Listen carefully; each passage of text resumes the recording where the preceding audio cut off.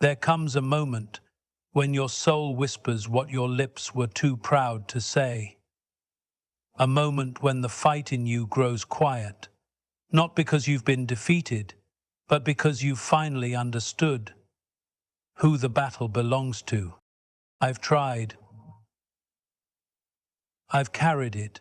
I've fixed, forced, and figured my way through storms I had no business navigating alone. But I'm tired now. Not broken, no, just done pretending I was the author of my own salvation. So here I stand. No mask, no armor, no speeches left to give. Just me and you. And these 5 words trembling in my chest. Lord, I surrender. Finish what you started. The weight of control. We are taught from the earliest breath that strength means control, that to lead a life of purpose we must grip the wheel with both hands, eyes forward, heart armored, and never show hesitation. Control becomes our compass, our security, our identity. But somewhere along the way, the very thing we thought would steady us begins to crush us from within. We learn to hold on to everything, people, plans, outcomes, as if letting go would mean losing ourselves. But in truth, it is the opposite. It is in this desperate need to manage every detail, to outthink every loss, to predict and prevent every fall, that we lose our peace, our clarity, and eventually our strength. Control becomes our false god, our silent addiction. We organize, we strategize, we manipulate moments with the hope that the pain will be less if we can just outmaneuver it. But life doesn't bow to our blueprints. People don't behave according to our expectations, and the future refuses to fit inside our tiny boxes of understanding. So we worry, we pace, we pray, though sometimes prayer itself becomes another attempt to control dressed in religious language. We bargain with God, ask for signs, demand answers, not always from faith, but from fear. Because deep down we are terrified that surrender means failure, that letting go will leave us vulnerable, exposed, and forgotten.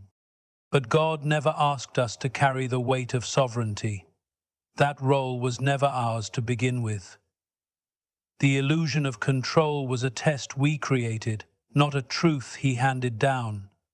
And so, He waits, not with wrath, but with relentless patience, until we come to the end of ourselves. Not the kind of end where we collapse and stay broken, but the kind where we fall to our knees and finally admit, this is too heavy for me. This was never mine to hold. And when that moment comes, not out of weakness, but out of divine exhaustion, something extraordinary happens. The sky doesn't part with thunder, and the pain doesn't vanish overnight, but a quiet peace begins to seep in, like water into parched earth, and for the first time in a long time, the soul breathes. Surrender isn't passive. It isn't the retreat of the defeated. It is the conscious choice to stop wrestling with God for a crown that only fits His head. It's the sacred act of placing the shattered pieces into the hands that formed the universe and saying, I trust you more than I trust my own strength. It takes courage to let go. It takes strength to release the illusion. And it takes faith, real, raw, trembling faith, to say, I'm not in control, but I know the one who is. When you begin to live from that place, even storms start to sound different. They no longer threaten to destroy you. They become sacred winds that carry you closer to His will. Control will always tempt you back. The fear of what-ifs will whisper in the background, trying to convince you that peace is dangerous and surrender is naive. But when you've tasted the freedom of not having to hold the world together by your own hands, you'll realize that the only thing you ever lost by surrendering was the weight that was never yours to bear. When silence becomes prayer, There are seasons when the voice inside you grows quieter, not from peace, but from fatigue. It's not that you have no words. It's that the words you once held onto with conviction now fall empty from your lips. You've said them 1,000 times in the midnight hours, cried them into pillows, whispered them into your steering wheel, repeated them like fragile mantras, hoping they'd shake the heavens enough to provoke a reply. But when silence answers silence, something begins to shift in the soul. At first, it feels like abandonment, as if the God who once walked with you in the fire has stepped away just when you needed him most. You start to question whether your prayers reached beyond the ceiling, or if they were just echoes bouncing off the walls of your own desperation. And so a strange quiet takes root, not just around you, but within you. It's the kind of quiet that doesn't ask for miracles anymore. It doesn't demand closure, doesn't beg for clarity. This silence is not apathy, and it is not surrender to despair. It is something deeper, something holy. It's the place where the soul runs out of its own language and begins to speak a new one not formed of words but of groanings, of stillness, of sacred presence. You start to understand that prayer was never about eloquence or performance. It was never about presenting God with a perfectly articulated case or persuading him with poetic declarations. Real prayer, the kind born in silence, is not a speech, it's a posture. It's sitting in the presence of the divine without pretense, without script, without defense. Just you, flawed, fractured, afraid, resting in the awareness that you are still held. You begin to realize that some of the most honest prayers are the ones we never speak aloud. The tear that rolls down unnoticed during a conversation you didn't want to have. The deep sigh as you stare at the ceiling, wondering if tomorrow will be any different. The trembling hands holding a photograph you can't bring yourself to throw away. All of it becomes prayer, not because it's framed in religious language, but because it's real. And heaven is drawn to what's real. He doesn't need your noise. He's not impressed by long speeches. He's not distant because you lack faith. Sometimes he goes quiet because he's inviting you into a depth you would never reach if the answers came too quickly. In that silence, the heart is refined, the pride begins to melt, the illusion of control we clung to loses its grip, and there, in the hush between one breath and the next, we meet God, not as a concept or a theology, but as a presence. Not a storm, not a fire, not an earthquake, but a still, small voice. And sometimes not even that. Just the sense that we are not alone, even if he says nothing at all. That's when the silence becomes sacred. That's when the silence becomes prayer. You don't have to speak to be heard. You don't have to understand to be led. And you don't have to be strong to be loved. There is a grace that meets you in the quiet.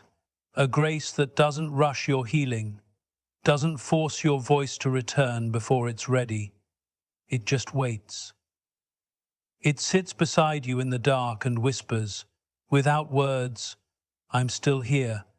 I never left. And somehow that becomes enough. The breaking that builds. There is a sacred kind of breaking that life doesn't prepare you for. No warnings, no explanations. Just a sudden unraveling of what once felt solid. You look around and everything seems the same, but inside something is shifting, cracking, tearing apart at the seams. It is not the chaos of external loss that surprises you most. It's the quiet implosion within. The moment you realize you can't go back to who you were, but you don't yet know how to be who you're becoming. The in-betweener.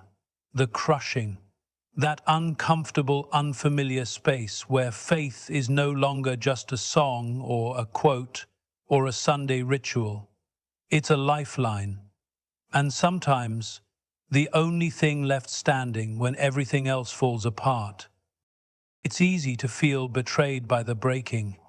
You start to wonder if you missed something, failed somewhere, disappointed God so deeply that he turned his face away. You sift through memories, replay decisions, second-guess your instincts, as though pain is always the evidence of error. But slowly, often too slowly, a deeper truth begins to surface. That not every breaking is punishment, and not every storm is meant to sweep you away. Some storms are allowed to strip you of what was never truly anchored. Some storms are divine tools, not to harm, but to hollow out the spaces within you that pride and fear once occupied. And in those hollowed-out places, something new begins to take shape. This kind of breaking doesn't make sense in the moment. It interrupts your plans, your timing, your sense of identity. It forces you to face the reality that comfort is not the same as calling, that ease is not evidence of God's presence, and that safety is often the enemy of transformation. The breaking humbles you. It bends your will until all that's left is surrender. But in that surrender, the foundation is laid for something deeper than convenience. Character, not the kind the world applauds, but the kind heaven recognizes. The kind forged not in applause but in silence, not in light, but in shadow. You begin to understand that God never promised to protect your comfort. He promised to complete the work he began in you, and sometimes that completion requires demolition. He will tear down the walls you built in fear. He will dismantle the image you projected to feel accepted. He will allow the things you leaned on to collapse beneath you, not because he's cruel, but because he knows they were never meant to carry the weight of your calling. When he breaks you, it is with a craftsman's precision, not a tyrant's fury. He does not shatter without the intention to rebuild. And the rebuilding always comes, but not always on your timeline, and never in the exact way you expect. As the process unfolds, you may find yourself grieving not only what was lost, but also what never really existed. Illusions, dependencies, masks you wore for so long they began to feel like skin. But what comes after the breaking, what rises from the rubble, is not a weaker version of you, it is a truer version. One stripped of pretense, anchored in truth, no longer bound by the fear of who will stay or what will be taken. The breaking hurts, yes, but it also reveals. It shows you what cannot be shaken. It brings to the surface the gold that only fire can reveal. And in time, though the pain may not vanish entirely, it will be overshadowed by the quiet strength of a soul that has been refined. You will not be the same, and that is the point. Grace in the shadows. There's a certain kind of grace that doesn't arrive in daylight, doesn't make an entrance with clarity or comfort, and doesn't come when you think you deserve it. It appears when everything around you feels thick with uncertainty, when familiar lights have dimmed, and when every prayer you've ever spoken seems to dissolve into silence. You try to keep moving forward, but the steps feel heavier than they once did, not because you've lost strength, but because the journey has become quieter. You look around, and the voices that once encouraged you are fewer now, or maybe your heart just doesn't hear them the same way. That's what the shadows do. They don't always bring destruction. Sometimes they bring a strange stillness that leaves you face to face with who you are, without the noise. It's easy to believe that grace lives only in the sunlight, in answered prayers, in healing, in moments of obvious victory. But true grace, the kind that changes you forever, doesn't always wear such a radiant face. Sometimes it comes dressed in confusion, clothed in the ache of waiting, woven into the silence where you feel the most forgotten. You may even wonder if God has looked away, or if you've wandered too far to be reached again. But what you cannot see with your eyes, grace knows without question. It does not check your status. It does not measure your worth against your past. It does not retreat in your weakness. In fact, it runs toward it. Grace walks into the places you've closed off and waits. Not demanding, not accusing, just waits, like a patient friend who knows you need time to open the door. When you are in the shadows, there is a temptation to believe that something is wrong with you, that you've failed in some unspoken way, or that you've missed your moment. The world teaches you to equate darkness with punishment, to view stillness as stagnation. But grace doesn't follow the rules of this world. It often works backwards by design. Where the world sees loss, grace sees space. Where the world sees delay, grace sees preparation. Where the world sees isolation, grace sees intimacy. And though it may not announce itself with thunder or light, its presence is no less real. In the shadows, grace begins to reshape your understanding of value. You stop chasing applause and start listening to the quiet truths that were drowned out by the rush of your own ambition.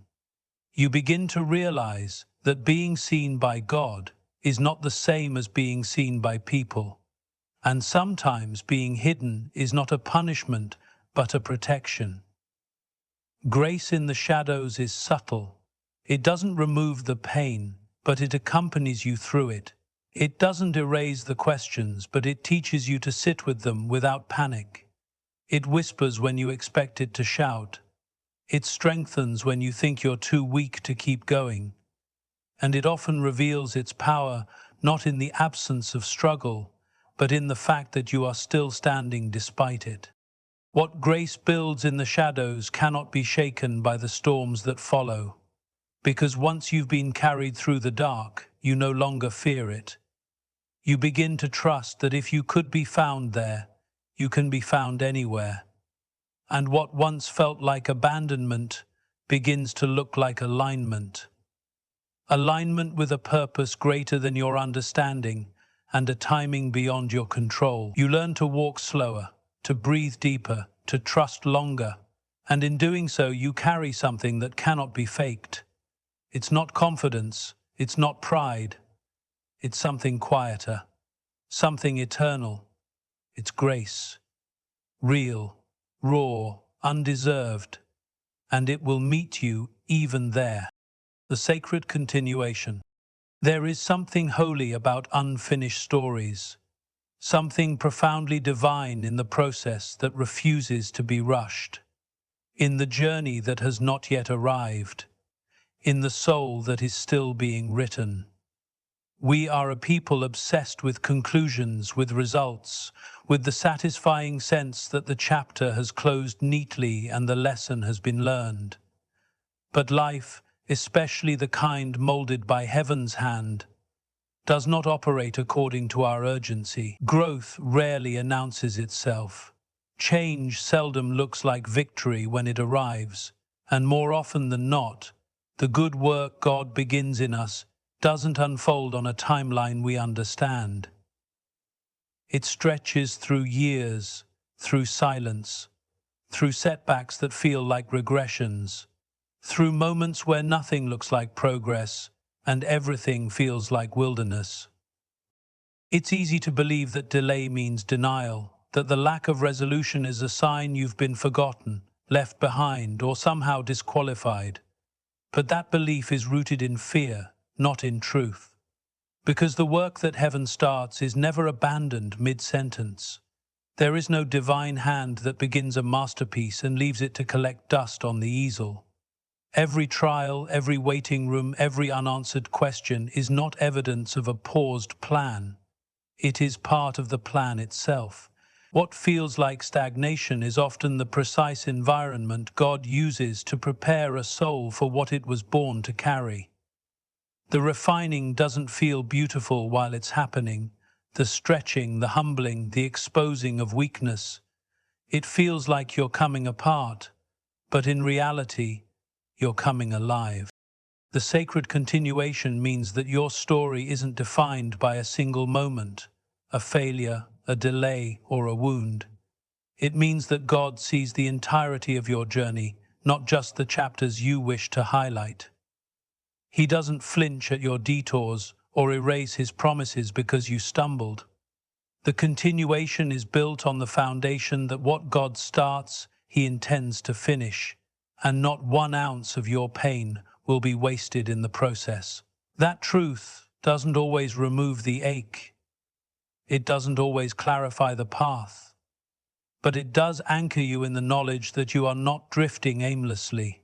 You are being shaped with precision, written with purpose, formed through seasons you may never fully understand, yet are completely necessary to become the person he envisioned from the beginning. You start to realize that sacred work isn't always loud. Sometimes it's quiet obedience, slow healing, silent transformation. Sometimes it's waking up and trying again when you have every reason to quit. Sometimes it's choosing to believe in the promise even when your circumstances suggest otherwise. The sacred continuation is not glamorous, but it is holy. It's not always seen by others, but it is always seen by God. And in time, when you look back, you will not see a perfect linear journey. You'll see a tapestry of grace, a map of mercy, where every twist and turn had meaning, where every delay led to deeper dependence, and where every dark night gave way to the dawn you were told would come, even when you doubted it would. And so you walk, not always certain, not always strong, but always chosen, always held, always part of a divine narrative that is still unfolding. The work in you is not finished. The voice that called you has not gone silent, and the author of your soul has not set down his pen. You may not know what's next, but you can rest in this. He does, and he's not done.